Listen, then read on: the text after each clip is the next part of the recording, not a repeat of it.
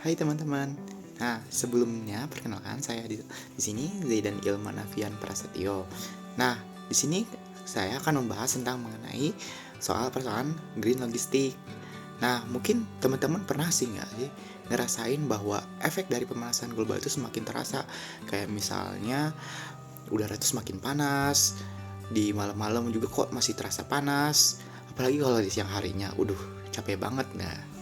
Nah, di sini kita akan membahas mengenai green logistik, di mana green logistik itu adalah merupakan suatu upaya untuk mengurangi emisi karbon yang dihasilkan pada setiap kegiatan logistik.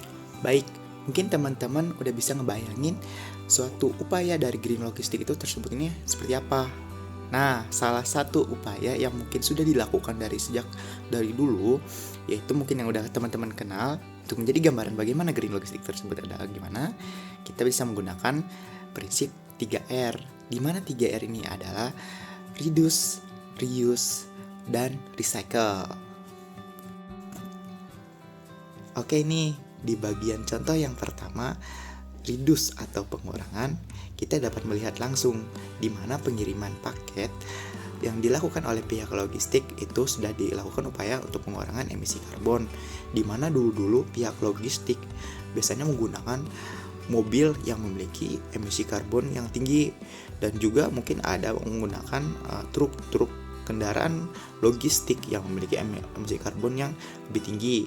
Sekarang telah beralih menggunakan kendaraan-kendaraan yang memiliki emisinya rendah, terutama ya di perkotaan.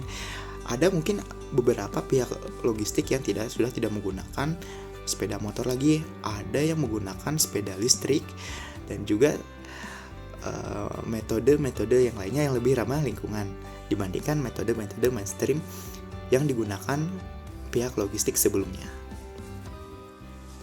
Oke, selanjutnya di bagian yang kedua, yaitu reuse atau menggunakan kembali. Mungkin ini akan menjadi suatu hal yang fakta yang menarik. Ternyata dalam proses logistik itu ada yang dapat digunakan kembali, yang mungkin bisa lebih dikenal sebagai reverse logistik. Nah, dalam bagian reverse logistiknya tersebut ada beberapa barang-barang yang dapat digunakan kembali dalam proses logistik yang tersebut. Ini akan bermanfaat bagi pihak logistik, di mana untuk itu tentu saja akan mengurangi biaya dalam operasional proses logistiknya tersebut itu sendiri, dan juga bermanfaat bagi lingkungan. Ini juga akan mempengaruhi dalam emisi karbon dan juga berbagai dampak lingkungan dalam proses logistiknya tersebut. Nah, mungkin contoh yang paling sering didengar dalam proses logistik ini tersebut ini adalah penggunaan kembali palet. Nah, palet kan biasanya digunakan itu terbentuk dari kayu.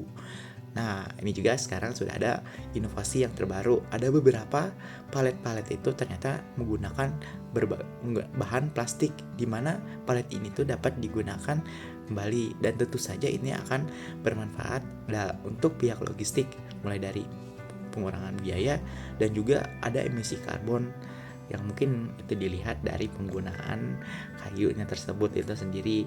Dan juga ada beberapa faktor yang lain dalam yang bisa digunakan kembali untuk mengurangi emisi karbon dan juga membuat dampak lingkungan ini menjadi lebih baik. Nah, selanjutnya di bagian yang terakhir ada recycle atau daur ulang. Ternyata di proses logistik itu ada tahapan daur ulang, di mana mungkin pihak logistiknya tersebut itu tidak sepenuhnya melakukan daur ulang, tapi akan menggunakan beberapa bahan daur ulang dalam proses logistiknya. Contohnya mungkin ada pihak-pihak logistik yang sudah maju dapat menggunakan kardus-kardus yang telah didaur ulang. Mungkin selanjutnya juga ada beberapa bahan pelindung yang biasanya menggunakan styrofoam, dan juga beberapa bahan yang sekali pakai yang tidak ramah lingkungan menggunakan bahan alternatif atau yang sudah didaur ulang seperti karton, itu tuh busa pelindung yang terbuat dari jamur dan sebagainya, yang tentu saja biodegradable. Ini tentu saja akan bertujuan untuk mengurangi emisi karbon yang dilakukan dalam proses logistik tersebut. Ini tidak dilihat dari pengeluaran gas CO2-nya saja, tetapi dari dampak lingkungannya tersebut. Jadi seperti itu teman-teman mengenai penjelasan green logistik secara sederhana. Pada dasarnya, green logistik ini adalah suatu upaya yang dilakukan oleh pihak logistik untuk mengurangi emisi karbon yang dikeluarkan pada setiap proses logistiknya tersebut. Ini juga tentu saja akan bertujuan untuk mencegahnya terjadinya pemanasan global serta mencegah kelestarian lingkungan. Nah, dengan ini mungkin teman-teman diharapkan supaya lebih mencintai lingkungannya dan juga akan sadar tentang mengenai dampak-dampak dari suatu proses logistik ini yang dapat berpengaruh terhadap kehidupan kita. Mungkin sekian dari saya. Terima kasih.